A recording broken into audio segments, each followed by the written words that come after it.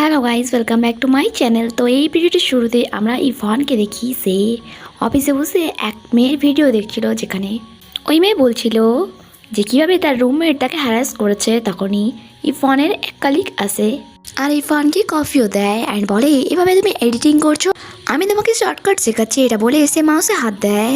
But ইরফানের কিছু অদ্ভুত মনে হয় আর এই চক্করে তার হাত থেকে কফিও নিচে পড়ে যায়। সে সরি বলে সেখান থেকে বাইরে চলে যায়। অ্যাকচুয়ালি ইরফানের সাথে এর আগে খুবই একটি খারাপ ঘটনা ঘটেছিল। সে আগে যে অফিসটিতে কাজ করতো সেখানে বস তার পেছনে হাত ধুয়ে পড়েছিল, আর ইরফানের বসের ওয়াইফ যখন এইসব ব্যাপারে জানতে পারে, তার ওয়াইফ তো ইরফানকেই দোষারোপ করে যে সেই তার হাজব্যান্ডের পিছনে হাত ধুয়ে পড়ে আছে।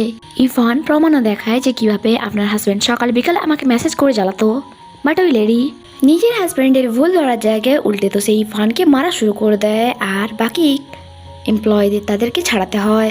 আর তারপরেই ইরফান সিক্রেটলি এই কোম্পানিতে শিফট হয়ে গিয়েছিল, কারণ যেহেতু সে সামান্য এক এমপ্লয় ছিল তাই তার কথা তো কেউ বিশ্বাসই করেনি, বরং উল্টে তাকেই কথা শুনিয়েছিল। আর প্রেজেন্ট টাইমে ইরফান যেখানে কাজ করে সেখানেও আগেরও ওই টিভি স্টেশনে কি হয়েছিল সেই ব্যাপারে রিউমার ছড়িয়ে আছে, আর এখনও ইরফানকেই তারা দোষী বলে। তাই তার কালিগ যখন বলে তোমার মুখের মতো জবাব দেওয়া দরকার সকলকে, যাতে এই রিউমার্স বন্ধ হয়ে যায়, বাট সে বলে আমি যাই বলি কেউই তা বিশ্বাস করবে না, তারা সেটাই বলবে আর শুনবে যেটা তাদের ইচ্ছা, তাই এই রিউমার্স ইগনোর করে চলাই ভালো। নেক্সট দিনে আমরা তাকে এক ইনজার্ড ব্যক্তির ইন্টারভিউ নিতে দেখি। অ্যাকচুয়ালি এই ব্যক্তির 16 বছরের মেয়েকে 3 জন নেশাখোর হ্যারাস করেছে, তাও তার চোখের সামনে। আর এক মেয়ের বাবা হয়ে সে নিজের মেয়েকে এমন অবস্থায় কি করে দেখতে পারতো, তাই সে ওই 3 ব্যক্তির সাথে ঝগড়ায় নেমে আসে আর তাদের মধ্যে ফাইটও হয়। সেখান থেকে বেরিয়ে ইরফান যখন নিজের কালিগের সাথে যাচ্ছিল তখন তার হাফ সিস্টারের সাথে দেখা হয়, যার নাম জিয়া ছিল। আর সে তাকে দেখে বলে তুমি এখানে কি করছো, আর তার কালিগও তাদেরকে একা কথা বলার জন্য ছেড়ে দিয়ে চলে যায়। ইরফান বলে ভয় পেও না, আমি বাসায় ফিরবো না, আর আজকে যে আমাদের দেখা হয়েছে সেই ব্যাপারেও তুমি ভুলে যেও। তার ওই সিস্টার বলে আমি তোমাকে এমনটা কখন বললাম যে তুমি আমার বাসায় আসতে পারবে না? হ্যাঁ, আমি তখন ছোট ছিলাম যখন আমি তোমাকে আমাদের বাসা থেকে চলে যেতে বলেছিলাম।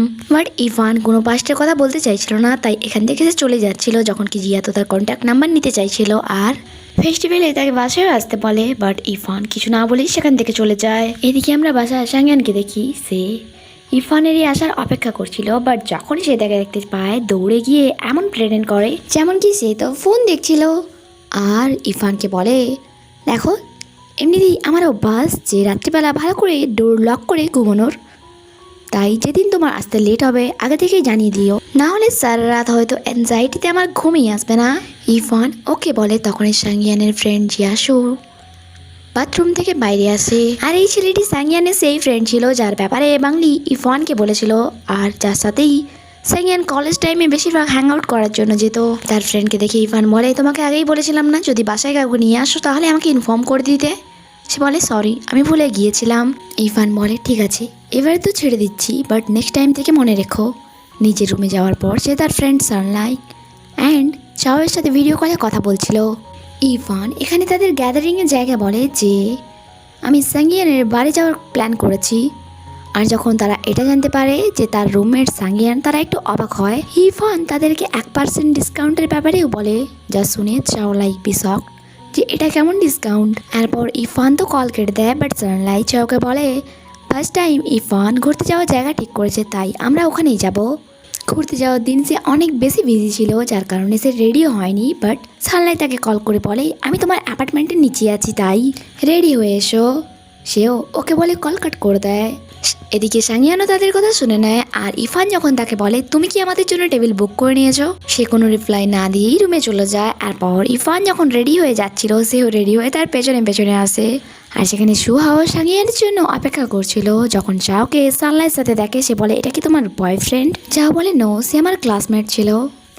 সুহাওয়ের মনে পড়ে যায় সে তো ক্লাস 15-এর সানলাই। সুহাওকে সাংয়ান বলেছিল আজ সে ড্রাইভ করবে, তাই সুহাও নিজের কারও নিয়ে আসেনি, বাট সাংয়ানের তো প্ল্যান অন্য কিছুই ছিল। সে ইরফানের সাথে যেতে চাইছিল, আর যখন সামনে থেকে সানলাই বলে চলো যখন একই জায়গায় যাচ্ছি তাহলে একসাথে যাওয়া যাক, সাংয়ান 1 মিনিটও নেয় না হ্যাঁ বলতে, বাট সুহাও হেজিটেট বোধ করছিল কারণ সানলাই সে এতটা ক্লোজ ছিল না। এরপর সানলাই চাইছিল ইরফানকে নিজের পাশের সিটে বসানোর জন্য, বাট যখন সে ডোর ওপেন করে সাংয়ান ফটাক করে সেখানে গিয়ে বসে পড়ে। এরপর যখন শালাই কার ড্রাইভ করছিল সে আয়নাতেই ইরফানকে বারবার দেখে যাচ্ছিল। আর যার সাংয়ানও দেখে নেয় অ্যান্ড জেলাসির মারে আয়নাটা নিজের দিকে ঘুরিয়ে নেয় আর তাকে তার গার্লফ্রেন্ডের ব্যাপারে জিজ্ঞাসা করে। শালাই বলে আমার কোনো গার্লফ্রেন্ড নেই। আর পর শুভাবের মুখ আবারও চালু হয়ে যায় অ্যান্ড সে চাওকে বলে তুমি কি জানো স্কুল টাইমে তারা তিনজন লাভ ট্রায়াঙ্গেল ছিল অ্যান্ড তাদেরকে নিয়ে ক্লাসমেটদের মধ্যে অনেক রিউমার্স ছড়িয়েছিল। চাও তাকে বলে তুমি তো চুপই করে যাও, তুমি সবসময় কথাকে বাড়িয়ে চাড়িয়ে বলো। সুহাও বলে নো ইয়ার আমি সত্যি বলছি, ইভেন তো এটার কারণেই স্কুল টাইমে সাইয়ান এক ফাইটে ইনভলভ হয়ে গিয়েছিল। সিন পাস্টে শিফট হয় যেখানে ইরফান ওয়াশরুমে ছিল অ্যান্ড সে কিছু গার্লসদের তাকে নিয়ে গসিপ করতে শুনে যে সাংয়ান তো তার জন্য শুধুমাত্র একটা অপশন, যখনই সে বেটার অপশন পাবে তখনই সে সাংয়ানকে ছেড়ে দেবে। অপর মেয়েটি জিজ্ঞাসা করে তাহলে তোমার কি মনে হয় তার জন্য বেটার অপশন কোনটি? সে বলে কেন ক্লাস 14 সানলাং। আর এই ব্যাপারে যখন সাংয়ান জানতে পেরেছিল যে এই রিউমার্সটি কোন ছেলেটি ছড়িয়েছে তাকে ধরে ইরফানের কাছে নিয়ে আসে আর ইরফানকে সরি বলতে বলে। তারপর তাকে আমরা বলতে শুনি যে যেটা আমি পেতে চাই তা আমি পেয়েই ছাড়ি আর তা সবসময় আমারই হয়ে থাকে। আর এই স্টোরির ব্যাপারে এই প্রেজেন্ট টাইমে সুহাও সবাইকে বলছিল আর এটাও বলে যে সাংয়ানের রাগ অনেক বেশি আর তোমাকে এমন রাগিয়ে ছেলের সাথে রুম শেয়ার করতে হচ্ছে। শানলাই সাংয়ানকে জিজ্ঞাসা করে তুমি কি আগে থেকে জানতে যে ইরফান তোমার রুমমেট হবে? সে বলে হ্যাঁ, সেই জন্যই আমি ওখানে থাকবো বলে ডিসাইড করেছি।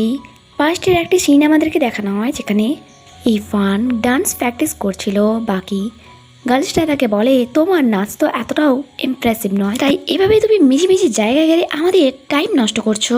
তখনই সেখানে সাংয়ান আসে আর বলে কে বলেছে তার ডান্স ভালো নয়, আর সেখানেই বসে পড়ে তার ডান্স দেখার জন্য। এভাবেই যখনই সে প্র্যাকটিস করতে আসতো সাংয়ান সেখানে চলে আসতো আর বসে তার ডান্স দেখতো আর ব্লাস করতো।